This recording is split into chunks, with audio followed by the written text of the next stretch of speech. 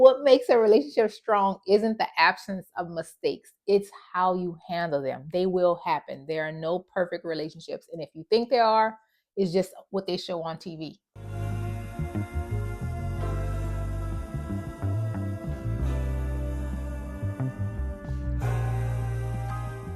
Hi, Elitia and Cullen here, your favorite relationship coaches. And today we're talking about something every relationship goes through: missteps, mistakes, and repairing those mistakes and missteps. Yeah, no relationship is perfect. I know ours might look like it, but it's not. But what makes a relationship strong isn't the absence of mistakes. It's how you handle them. They will happen. There are no perfect relationships. And if you think there are, it's just what they show on TV. You're going to have bad days and your partner's going to have bad days. How are you handling that, though? That's going to determine the health and function of your relationship. Today, we're going to walk through how to repair relationship mistakes, missteps with grace, with Right. honesty, and with intentionality. Right. So make sure you subscribe to our YouTube channel and follow. First of all, conflict. Conflict is one of those necessary things. It is one of the things that I hope you don't view as a bad word, Yeah. because it just isn't. It's only going to point to the area of your relationship that needs the most attention. It's how you handle the conflict that makes a difference. Right. Conflict is not the enemy. Everything at When Love Works will continue to point you back to conflict is not the enemy. Artificial harmony is. Right. Artificial harmony is when you play like everything is okay. You play like conflict doesn't exist, but we know there are no perfect relationships. Conflict will happen, and it's not a bad thing. That's right. You actually staying away from conflict just to keep the peace. You're a big part of the problem, because that conflict in and of itself, and if your partner is coming to you telling you things that they have a problem with you about, I'm telling you, and if they're being, you want them to be doing this. The worst thing that can happen is if they are keeping it to themselves, but they're creating this silent bomb that's going to go off one day. Because at the end, your needs are not going to go away, and artificial harmony is just making it worse. Whereas it would be a little steam that if you deal with the problems as you go along, there's only going to be a small amount of steam and pressure. But if you let it go on for 5-10 years and you don't say anything, you are the bomb. You are going to blow up, and it's not going to be pretty. Artificial harmony, y'all, breeds resentment, because you will resent your partner for making you hold it in or make you walk on eggshells. It also breeds distance. You won't feel connected with your partner because you're holding on to something that you really want to talk about. So that emotional disconnect, we call it outages in the book Love Literacy. You can read all about that. But artificial harmony, going along and get along, keeping conflict within, is going to destroy your relationship one day at a time. It's very subtle, but it grows. And we want you all to have the tools, because relationship repair matters. No one gets into a relationship to now be at odds with their person, or to have this emotional disconnect, or to walk on eggshells. That's not why y'all selected one another. You found your person, and conflict is going to happen. How are you going to deal with it? Right. And so what we also learned for doing this work over these 15 plus years is that it's not lots of problems that break relationships. It's the same problem that has not been diagnosed, adjusted around. This is what makes people feel hopeless. They like, I told my partner about this and they didn't do anything about it. And this is even worse, when you experiencing this, but you just like grimace or look at that person like you're so upset and you're so hurt, but you never speak about it. And that person just, and so they walk away. And so years and years go by, you've never given any information, and that person, and you're getting more upset. And even that person is getting upset because they don't know what you're upset about. And I know technically they should follow you and find out what it is, but I don't think that's going to keep happening if it's been a habit that's been going on for years. What we're doing is removing all the power from somebody else to have your future in their hand, and have you go to them and pull them aside and have that conversation with them. Conflict is an invitation into creativity. Invite your partner to have a conversation about the conflict that you both don't want to see again. It's not about not fighting to keep the peace. It's about, here is a conflict. Something just came up. It interrupted our connection, babe. And I don't want to be disconnected from you. I actually want a hug. As a matter of fact, I'm cold. Can you hold me right now? Like, can we get close together on this couch? But if you have conflict that you're saying, I don't want to bring up because I want to be close to my partner, you're just prolonging it for another day. And we call that, now you are introducing what's called the hurt timeline. You are avoiding it now.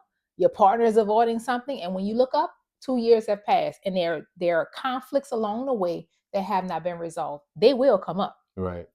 Here's the thing: healthy relationships aren't about avoiding mistakes. They're about learning to repair them quickly and effectively. You're trying to put infrastructure in that's going to help you going forward.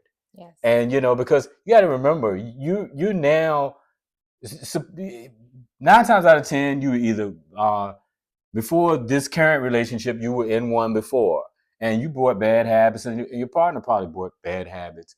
There are things or just habits that are obsolete in this particular relationship. Don't there has to be grace there for your partner to make mistakes. I mean, our philosophy is mistake your way to greatness. Period. You're gonna get better. You will. Allow yourself to be bad at it till you get really good at it. Mistakes are a pillar for relationship growth. Those mistakes are going to point to the 10 or 12 areas that you have to navigate. We've been doing this work for over a decade, and we've only seen about 10 or 12 things every couple has to navigate. The mistake is pointing to it. Yep. It's saying, hey, deal with me. Hey, I'm right here. Yeah. Conflict is only ever going to point to the things that need fixing. It's not going to go do an audit of the things that you're doing well. Yeah. So it's awesome. It's only going to, it's almost like having AI go through your entire structure and find the thing that, okay, this looks great, but are you sure everything's okay? That's what conflict does. It goes down and finds out the one thing that is a threat to the infrastructure. And it's your responsibility to learn how to fix it quickly. Remember, to support the health of a love relationship, you picked your person. So now you have to learn how to get those repair skills in place to reduce that outage. You don't want to disconnect with your person. You have your person. Yeah. Let's fix it quickly. We've seen when one person gets banished to the couch, both people are being punished. Exactly. Or you in the doghouse or go sleep. Yeah. That's you're punishing yourself too. So you pick your person. You know you won't be with them. Now you might be wondering, how do I fix this? How do I get these skills? Well, to get better at relationship repair patterns, 2 things you can do right now. 1, watch our previous video on these bad patterns that we all come into relationships with. And 2, we encourage couples to implement the 2 to the 7th power method, where you are intentionally checking in 2 hours, 2 days, 2 weeks, 2 months, and you having your couples retreat every 2 years, which we host.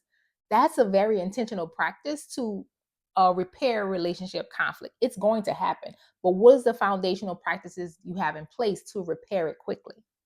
So now that we understand why repair is important, let's talk about the first step: acknowledging the missteps and taking responsibility for them. This may seem like it's going to minimize you, but that's just the ego speaking. You remember what you're looking for. You're looking for a transformation. You don't want to see this again. Nobody wants to see the same thing over and over again. If you value your relationship, you're really going to have to choose your partner and your relationship over your ego. I couldn't take the feedback, right? So when Cullen would come and share that I did something wrong, I heard it as, you are a bad person. And that was my own stuff. And he had to be like, wait, I picked you as my partner, but this thing you did is introducing conflict and it's causing a gap. Like, I don't even want to hug you right now, be around you right now. So the first step was for me to say, yeah, you're right, I did do that, versus me defending the behavior or me deflecting the behavior, because I had a whole bunch of deflection strategies. And it was like, wait, first step, just say you did the thing. Right. That's it. Right. Now, after you are clear about you did cause the harm, offer a genuine apology. Now, we know there are some people that have never said the words "I'm sorry" with any level of meaning, like they've been surface level. But if your relationship is valuable and important to you, you're going to have to offer a sincere apology. Remove the excuses, remove the defensiveness, and just say, I'm sorry for insert the bad behavior that you did. That is the only way to apologize. Yeah. All you gotta do is think of it like this. When you say you're sorry, you're putting $5 on the table. And then when you make excuses, you're taking that same $5 back up. So you're wasting your time, and now you insulted the person. It's like you've come and you offered an empty gesture and you wasted their time. This is not, and you setting a poor example. Guess what? It's going to come a time when you're going to want that person to apologize to you, and you set the tone. And I promise you, most of the time when you do things this way, it's not.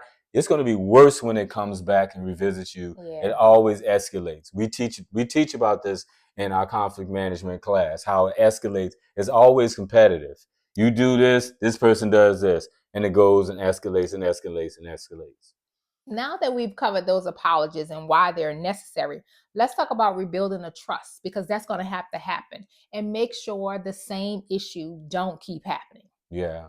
Remember I said this to you. It's not lots of problems that break relationships. It's the same relationship, same problem over and over again. So this is your opportunity to actually solve this one. So it's one less thing that's coming and hitting you, because it's the same one as it keep coming back at you. Yeah. Don't give it that many chances at you. So I'll tell you how it's helpful and how we coach people into stopping the bad behavior, right? You want to prevent those recurring mistakes. If you're still calling it, that's just how I am, or that's how I am, that's you owning that is your bad behavior that you don't want to change. Right. And that's fine. This part is not for you. If you are the person that's saying, I want to stop causing harm in my relationship, then here's how. First, you have to heighten your level of self-awareness. If your partner is coming and saying, hey, when you do this, when you come at me with that snarky tone because you had a busy day at work, that makes me not even want to hug you as you're coming through the door.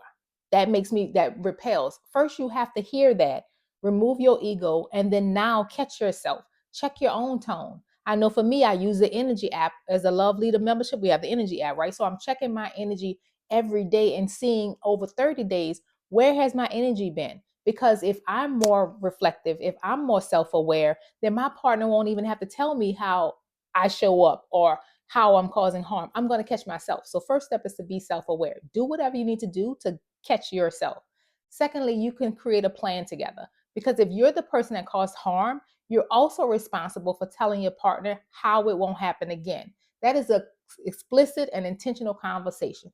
Listen, hun, I know I have this negative energy when I'm having a long day and I don't hear myself and I snap, or I have this negative tone, and you don't deserve that. So going forward, before I even come in the house, I'm gonna check my energy, walk up and down, wash my face, pop my wrist with my little rubber band, listen to a song before I even engage you. Because again, energetically, you can't say you love that person and you're bringing them funky energy at the same time. So you have to create a plan, and your partner has to be privy to that plan. You can't just think about what you're going to do and not share it. Right. You cause harm. So you have to say, here are the things I'm going to do differently. But the final one, I just feel, if you keep finding yourself at this place, then all signs are pointing to the fact that you need outside support. Yeah.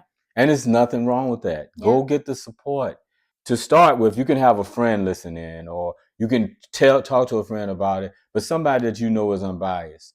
But I recommend going to coaching or to therapy or workshops, some form of outside help, because you've clearly you probably don't have the self-awareness in place. There's not any disrespect for you. The self-awareness is not there yet. But with training, you can get to that place where you can self-support. And this is why we love the Love Leader membership. Right. Those resources and tools to help you heighten your self-awareness are in your app. They're on your platform. So when you are checking, you can see how you show up before you engage with people you love. When you are doing your monthly check-ins with your coaches, that's where you have that accountability partner that's holding up the mirror. Yeah. As a member, you get a person that's saying, hey, this is how you're showing up. You may not be aware of it, but this is in your blind spot. Yeah. And the membership offers that curated support that you need to increase your love literacy, increase your self-awareness,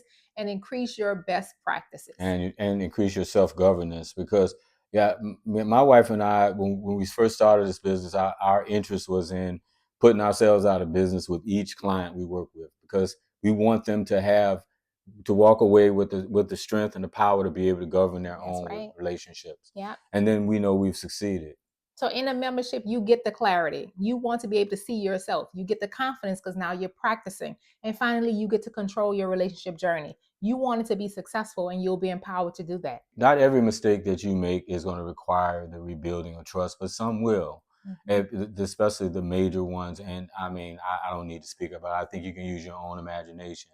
And what's going to be important after that is that you establish consistency in your actions. And this speaks louder than any possible thing that you can say. When you actually go back and tell somebody what your goals are and how you plan to do something different, they have the right to look at your words and make sure that your words are aligning with your actions. That's right. And not only is that something that they should be practicing, but you should be practicing it too for your own safety in the relationship and I mean psychological safety in the relationship. And also there has to be transparency and open communication. You're a part of a team. It's the most intimate team you'll ever be on. You have to be transparent. Your partner, you can't just assume your partner knows what the game plan is.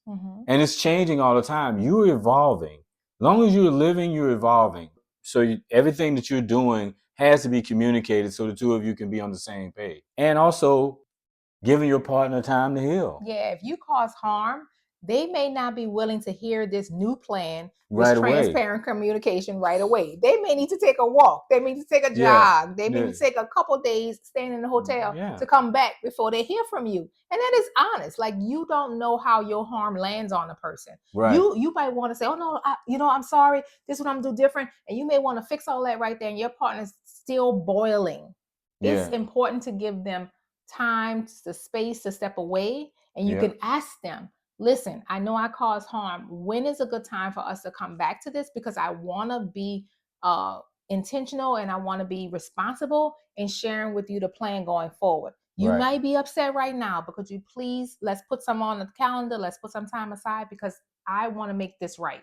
If today's conversation resonated with you, join us this month in the Love Leader Lounge. It's a free hour-long virtual workshop where we dive deeper into relationship repair, conflict resolution with interactive exercises and live coaching. And we'll see you next time, Love Leader.